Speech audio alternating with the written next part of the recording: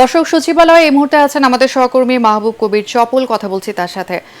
চপল, সচিবালয়ের পরিস্থিতি এখন কেমন দেখতে পাচ্ছেন?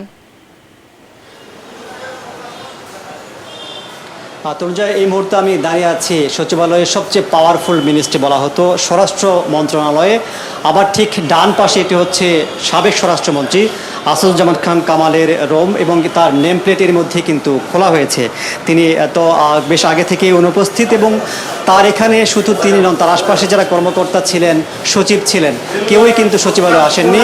এখানে যারা এই মুহূর্তে আছেন তারা মূলত হচ্ছে যে গত 15-16 বছরে যারা বৈষম্যের শিকার হয়েছেন, এখানে তারা পদোন্নতি থেকে শুরু করে সুযোগ সুবিধা বৈষম্যের শিকার হয়েছেন, তারা এখানে অবস্থান করছেন। আমরা এরকম প্রতিটি মন্ত্রণালয় দেখছি। এখন তাদের দু একজনের সাথে একটু কথা বলতে চাই। আসলে আপনারা এখানে আজকে সমবেত হয়েছেন, জড়ো হয়েছেন কেন? ধন্যবাদ। আমরা জড়ো হয়েছি এই কথাটা ঠিক না, আমরা সবাই অফিস করতেছি। তবে বিগত 16 বছর ধরে যারা বৈষম্য শিকার তাদের মধ্যে একটা ক্ষোভ কাজ করতেছে, সেইটা নিরসনের জন্যই আমরা আলাপ আলোচনা, এবং যাতে মিনিস্ট্রির সব সুশৃঙ্খল থাকে, তা কেউ যাতে কোনো অপ্রীতিকর ঘটনা না ঘটায় এবং সবাই যাতে সহমর্মিতভাবে থাকতে পারি, এই জন্যই আমাদের। কেন বৈষম্যের শিকার হয়েছেন আপনারা? আমরা এখানে, আপনি জানেন, সচিবালয় প্রশাসনিক কেন্দ্রবিন্দু স্বরাষ্ট্র মন্ত্রণালয়, এখানে দুইটা ভাগ হয়েছে, একটা হলো সুরক্ষা বিভাগ আর একটা হলো জননিরাপত্তা বিভাগ। যদিও বিশ্বের ইতিহাসে স্বরাষ্ট্র মন্ত্রণালয়ে কোনো ভাগ নাই, এই ভাগের পর থেকেই বৈষম্য শিকার। সেখানে কিছু শ্রেণীর কর্মকর্তা আমাদের জননিরাপত্তা বিভাগকে ভিন্ন চোখে দেখার কারণে এই বৈষম্য শিকারটা হয়েছি। কেউ কেউ পদোন্নতি বঞ্চিত, কেউ লাঞ্ছিত, কেউ ট্রাইব্যুনালে বদলি। যেমন আমি নিজে আজকে 8 বছর ধরে সচিবালয়ের বাইরে বৈষম্যের শিকার হয়ে আমাকে সচিবালয়ে ঢুকতে দেয় নাই।